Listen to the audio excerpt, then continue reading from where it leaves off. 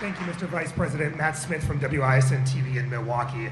On the fraud efforts and what we saw in Minnesota yesterday, here in Wisconsin, the governor has refused to give over the SNAP data here in the state, along with the voter data. I'm curious, is there a point, or at what point would the administration withhold federal funds from Wisconsin? Well, look, we're going to look at every option that we have because we've got to stop this terrible fraud, but that is absurd. Ask yourself a question. Why would the government of Wisconsin not want to help us kick fraud off of the welfare rolls and kick fraud off of the voter rolls? And the only answer I can possibly come up with is because they like to cheat. There's no other real explanation. Now, the governor might say, in fact, I'm sure the governor would say this. Let me just be charitable to those who disagree with us.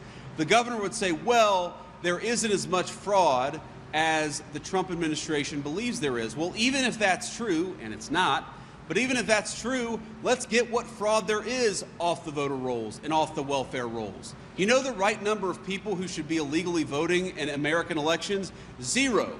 You know the number of people who should be fraudulently collecting food stamps? 0. I want those benefits to exist for the people who need them. The only way to promise that is to get the fraud out of the system, and that's what we're trying to do in the Trump administration. No more fraud, no more corruption. It shouldn't be hard.